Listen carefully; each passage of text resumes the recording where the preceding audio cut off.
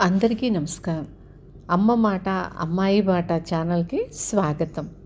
మీ ఉపచేతన మనస్సు యొక్క శక్తి, the power of your subconscious mind.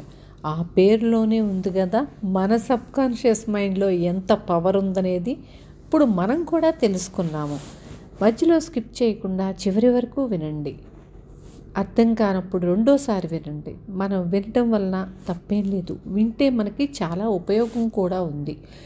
ప్రతిరోజు మనం తెలుసుకోవాల్సింది, దాని నుంచి నేర్చుకోవాల్సింది, అవలంబించవలసింది చాలా ఉంది. లైక్ చేసి షేర్ చేయండి. చివరి వరకు విని మొదలు పెట్టుకుందామా? క్షమించటంలో విధానాలు. క్రింద పేర్కొనబడిన పద్ధతిని మనం అభ్యసిస్తే మన జీవితంలో అద్భుతాలు జరుగుతాయి.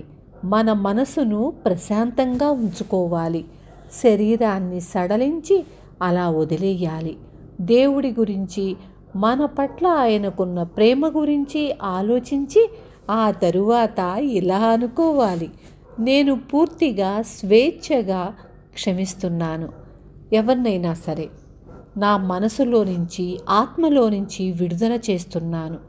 ఈ విషయానికి సంబంధించిన అన్ని అంశాలను నేను పూర్తిగా క్షమిస్తున్నాను. నేను, అవతలి వాళ్ళు స్వేచ్ఛను పొందాము.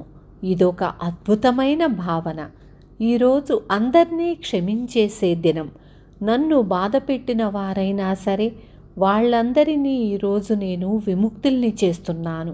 ప్రతి ఒక్కరికి ఆరోగ్యం, సంతోషం, శాంతి, ఇంకా అంతా మంచే జరగాలని కోరుకుంటున్నాను.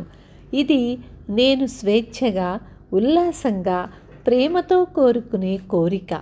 నన్ను బాధపెట్టిన వ్యక్తులు ఎప్పుడు గుర్తొచ్చినా నేను ఇలాగే అంటాను: నేను మిమ్మల్ని విముక్తుల్ని చేశాను. ఇక జీవితంలోని వరాలన్నీ మీవే. ఇద్దరం స్వేచ్ఛను సాధించాము. ఇది అద్భుతంగా ఉంది కదా.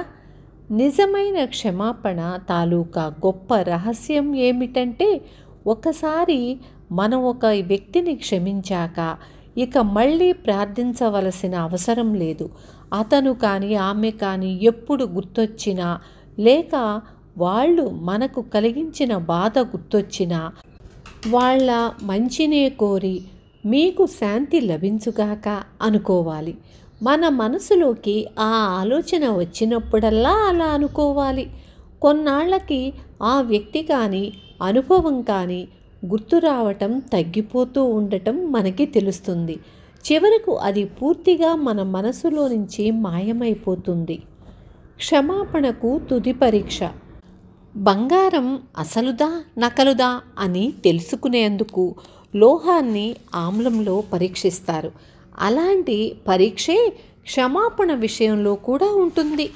మన పట్ల అన్యాయంగా ప్రవర్తించి మోసం చేసిన ఒక వ్యక్తిని గురించి నేను అద్భుతంగా ఏదైనా చెప్పాననుకోండి, అది విని మీరు కోపంతో ఉడికిపోతే అతని గురించి మీకున్న ద్వేషం యొక్క గుర్తులు ఇంకా మీ సబ్కాన్షియస్ మైండ్లో ఉండి మిమ్మల్ని సర్వనాశనం చేస్తున్నాయని అనుకోవాలి.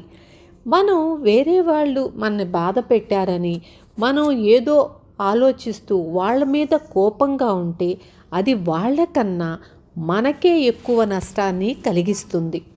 పోయిన ఏడాది ఎవరికైనా తీవ్రమైన పళ్ళ బాధ వచ్చి ఆ సంగతి ఇప్పుడు మనకి చెప్పారనుకుందాం. ఇప్పుడు ఇంకా మీకు పన్ను నొప్పి ఉందా అని అడిగితే మనం ఆశ్చర్యపోయే విధంగా, అరే అలాంటిదేం లేదు, నాకు ఆ బాధ గుర్తుంది కానీ ఇప్పుడు నొప్పేమీ లేదు అంటారు. అదే అసలు విషయం. మనం నిజంగా ఎవరినైనా క్షమిస్తే మనకు ఆ సంఘటన గుర్తుంటుంది, కానీ దాని తాలూకా బాధను మనం ఇప్పుడు అనుభవించలేము.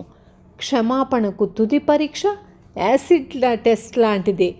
దాన్ని మనం మానసికంగా, ఆధ్యాత్మిక దృష్టితో ఎదుర్కోవాలి. లేనట్లయితే మనల్ని మనం మోసగించుకుంటున్నట్లే. మనం క్షమాపణ అనే నిజమైన కళను అభ్యసించటం లేదు అని అర్థం కదా.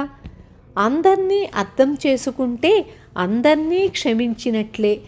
మన మనసు యొక్క సృజనాత్మక నియమాన్ని ఒక్కసారి మనం అర్థం చేసుకుంటే మన జీవితాన్ని పాడు చేసే పరిస్థితులను సృష్టించిన వాళ్లను తప్పు పట్టటం మానేస్తాము. మన సొంత ఆలోచనలు, భావాలే మన అదృష్టాన్ని సృష్టిస్తాయని గ్రహించాలి.